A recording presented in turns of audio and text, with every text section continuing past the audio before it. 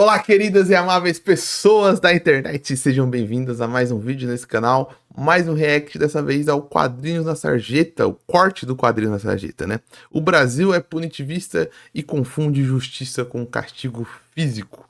Vamos usar esse react como desculpa para falar, né, sobre o Brasil, sobre justiça, sobre antipunitivismo e tudo mais que der pra gente encaixar nesse vídeo, nesse react. Mas vamos lá pro papo.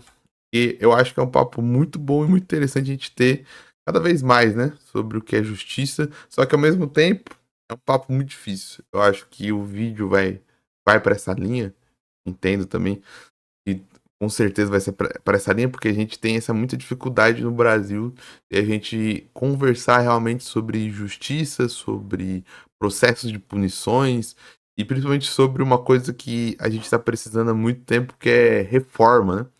Reforma não só da justiça, mas dos agentes de justiça, como, por exemplo, reforma das polícias, né?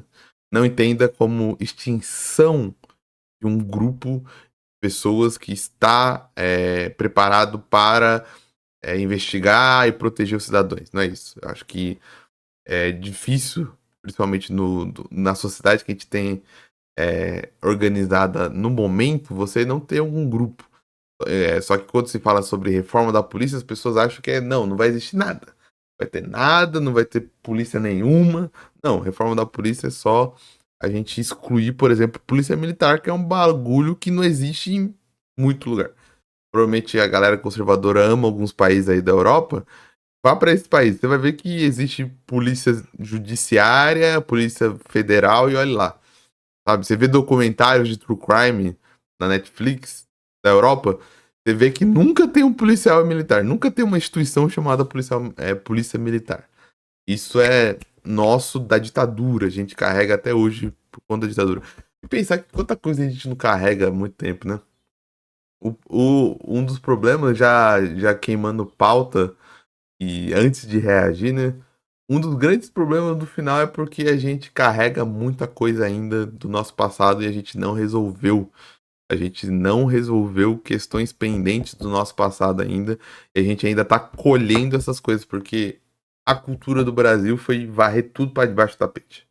A gente tá no país da anistia desde sempre. A gente não tem nem na independência, nem na libertação dos povos escravizados, nem na República, nem na Segunda República depois. A gente não teve processo de. E quando eu falo, nem tô rogando por algo revolucionário, tá ligado? Tô falando nem dentro da democracia liberal mesmo. A gente teve algum processo de julgamento das pessoas, tipo, algum tipo de processo jurídico dentro dessa lógica liberal mesmo. É que eu esqueci a palavra quando você ganha dinheiro.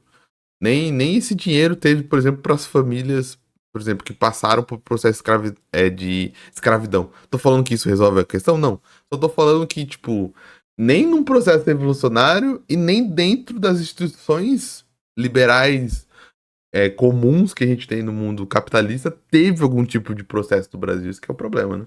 É o grande problema. A gente não pôde julgar nem os ditadores. Um monte de outros países julgou os ditadores dentro da justiça mesmo. Às vezes nem matou, só julgou, tipo, ó, você torturou as pessoas. Nem isso no Brasil teve. Esse que é um dos grandes problemas, não é o único, né? Um dos grandes problemas do Brasil. Fascinante, assim, de novo, do ponto de vista de pesquisa, porque na verdade, mais uma vez, é um negócio lamentável, é o quanto que o brasileiro é punitivista. E o punitivismo brasileiro, ele é de esquerda e de direita, tá? A esquerda antipunitivista é a esquerda da esquerda. É um grupinho, assim, que não tem muito espaço, que não consegue se organizar, não consegue fazer valer a sua voz, porque o brasileiro é punitivista pra caralho. Inclusive, eu já fiz um short vídeo aqui no canal falando muito do porquê o Justiceiro é tão popular aqui. Pô, o nome do Justiceiro, personagem da Marvel, em inglês é Punisher, é o punidor. E o brasileiro pune, sabe? O brasileiro gosta de punir. O brasileiro é punitivista. Tem várias pesquisas nesse A gente tem o nosso justiceiro, né? Que é o do Tropa de Elite. Tem uma última pesquisa que eu vi nesse ponto foi do Pablo Hortelado, ali da USP, ele é da USP, né? Mostrando isso, o brasileiro é muito punitivista. Mesmo uma galera progressista, essa galera tem opiniões punitivistas. O brasileiro gosta de ver os outros se ferrando, sabe? Assim, tem um prazer, assim, e aí tu vai dizer, mas não, é porque o brasileiro vê muita injustiça e por isso ele quer justiça e não sei o quê. O brasileiro não quer justiça, o brasileiro quer punição. E é diferente, sabe? Assim, há um... E tá tão entranhado na cultura, cara, que até a nova geração é difícil você trabalhar isso. Por exemplo, eu tava numa aula e tava falando sobre justiça. E eu levei essa questão da justiça restaurativa pra aula. Que no Brasil mesmo, você pode não conhecer, mas existe. Você que está me assistindo nesse momento. Inclusive, eu aproveito para indicar um podcast aqui chamado Crime e Castigo, lá da Rádio Novelo. E é um podcast que tentou falar sobre isso. Sobre as origens da justiça, sobre como é a justiça brasileira e por que a gente é tão punitivista. E tratando de casos reais. E eles tratam isso, da questão da justiça restaurativa, que é uma vara de justiça, né? Que tenta resolver os conflitos sem as punições tradicionais. Porque se a gente for ver no nosso Código de Justiça, né? A gente tem a primeira punição é a privação da liberdade, e depois a gente tem as multas e tem os trabalhos comunitários e tudo mais. A justiça restaurativa é no sentido de que eu pego os dois lados que estão no conflito, o lado vítima e o lado daquele do agressor, geralmente. Ou se não, se for um conflito que não tem vítima nem agressor, porque na justiça tem isso. Tem conflitos que não tem vítima e não tem agressor. É um conflito entre pessoas. E eu tento mediar e tento fazer algum tipo de conclusão ou resolução que seja mais afiliado para aquele lado vítima. Tipo, o que a vítima realmente quer que aconteça? O que seria realmente bom para aquela vítima e tudo mais. E eles, inclusive, trabalham um caso que é muito pesado até, que é um cara que no final de ano ele tava dirigindo o carro e infelizmente eu não lembro o motivo, se ele tava bêbado, se não tava bêbado, mas ele entra com o carro dentro de uma garagem e mata a avó da família, fere uma criança, a criança fica até com problema de visão e fere outras pessoas. Ele tem que fugir e ele era vizinho, se eu não me engano, dessas pessoas, e dá uma merda federal dele ser ameaçado, de ser marcado de morte. E ele não pode. E foi um homicídio doloso que fala, né? Quando não foi com intenção, foi um acidente e ele acabou entrando com o carro. Tanto que eu acho que ele nem tava bêbado, senão seria culposo, né? E, dando spoiler até, no final eles conseguem. A justiça restaurativa consegue entrar no consenso de ter audiências pra tentar resolver isso fora das punições. Cara, eu achei muito fantástico, porque é um exemplo pra dar. E geralmente quando a gente vai falar de antipositivismo, as pessoas vão partir do pressuposto de que isso é utopia, de que não existe, mas já tá funcionando, inclusive já tem juízes e advogados tentando trabalhar no Brasil com isso, tá ligado? De tipo, tentar. Tanto que a família. Uma das coisas que a família pediu é que elas queriam que o cara que entrou com o carro ouvisse a história, ouvisse quanto que elas sofreram, ouvisse tudo que se passou. E se entrou no acordo, inclusive até financeiro, tipo, não de indenização, como se o dinheiro fosse pagar, mas, por exemplo, a menina que teve o ferimento no olho, ela precisava passar por uma cirurgia que eles não tinham dinheiro, então ele teria que pagar a cirurgia. É bem interessante. E entram em outras histórias também. Entra na história de uma moça que passou por um assédio sexual, violência sexual, e tentou entrar nessa questão da justiça conciliativa também. Esse podcast é muito, muito, muito legal, cara. Eu acho que é uma boa porta de entrada pra gente começar a conversar sobre antipositivismo, assim, sabe? Não que eu seja especialista, sou só um entusiasta. Mas, sei lá, é uma coisa que me remete ao início do filme sobre o Marquês de Sade, que tá ele vendo, assim, a galera tendo um barato, um tesão numa decapitação que tá rolando com a guilhotina. Enquanto que o Carrasco, aquela máscara de couro, assim, tipo, tem toda uma sensualidade naquele negócio, mega violento. Eu acho que isso tem muito a ver com o brasileiro, sacou?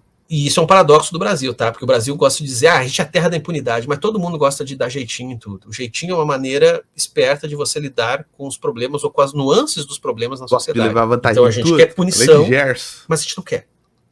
A gente quer pros outros. Pros outros a gente quer. Pra gente, não. Pera lá. Pra gente, não. Não é bem assim. Vamos conversar.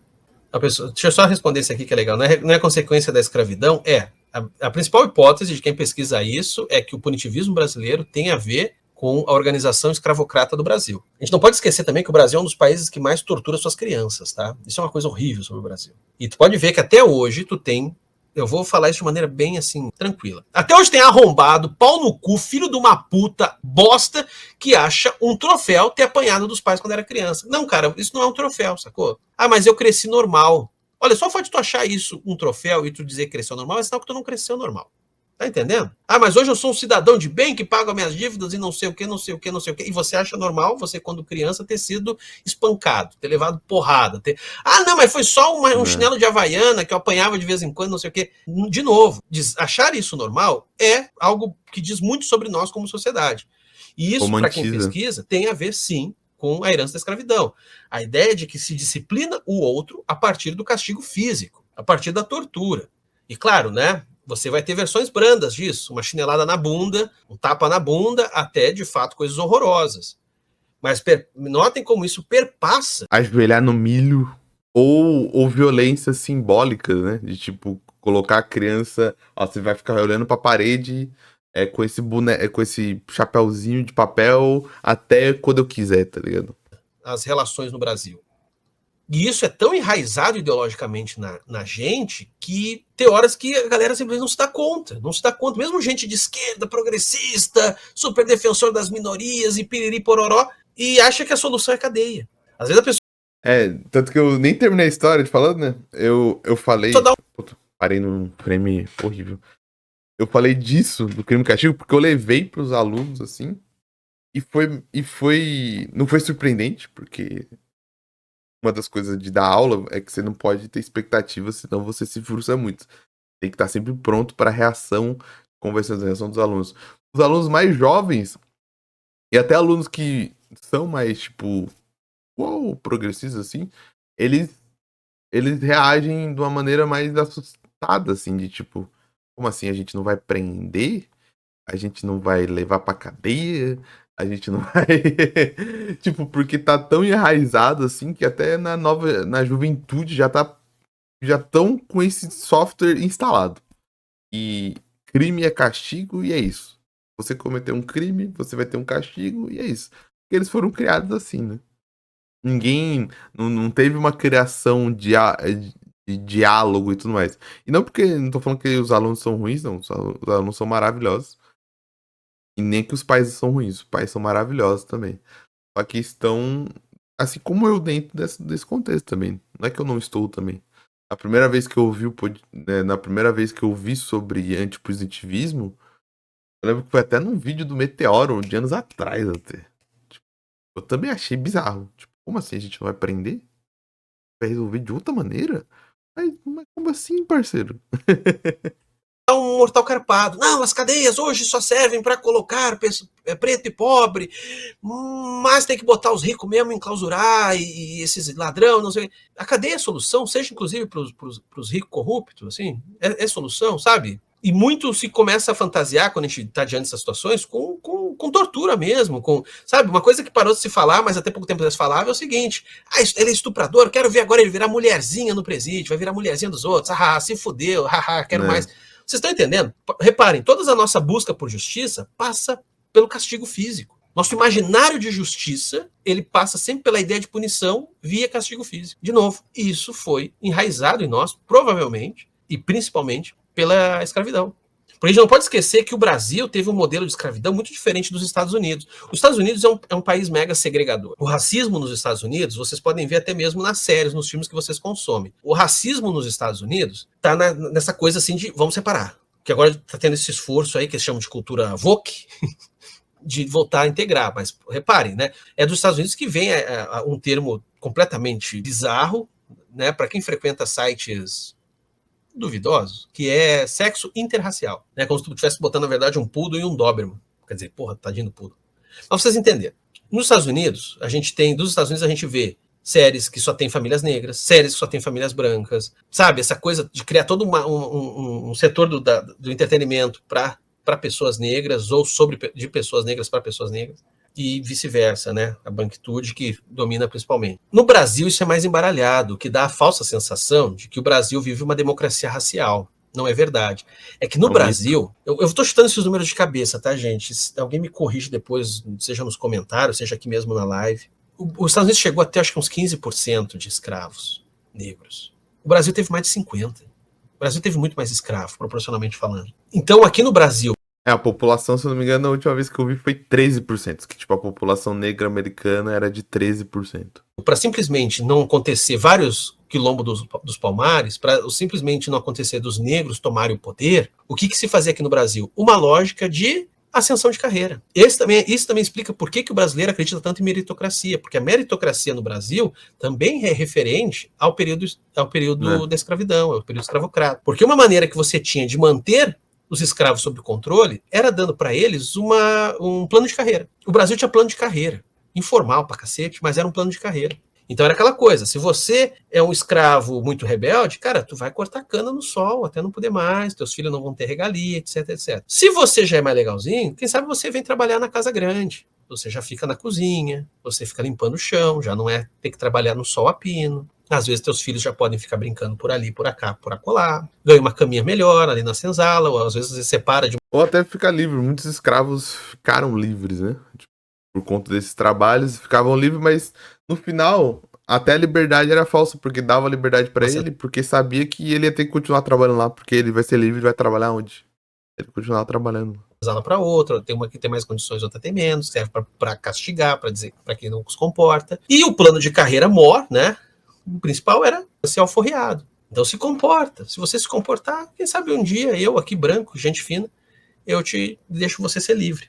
Eu acho que eu só estava querendo dizer o seguinte, o quanto que a escravidão, ela pauta até hoje as nossas relações. Seja pela nossa noção de justiça, seja até mesmo sobre o quanto que a gente se ilude a partir das estruturas de poder, achando que a gente consegue crescer, arranjar um jeitinho, avançar, conversar, quem sabe se eu me comportar bem, né? Aquela coisa meio ordeira, assim. Esse vídeo... E não é à toa que o behaviorismo da Super Nani fez tanto sucesso no Brasil, né, cara? Eu lembro que a professora de psicologia na faculdade, quando ela tava falando de behaviorismo, ela deu alguns filmes e séries pra gente assistir e fazer um trabalho sobre behaviorismo.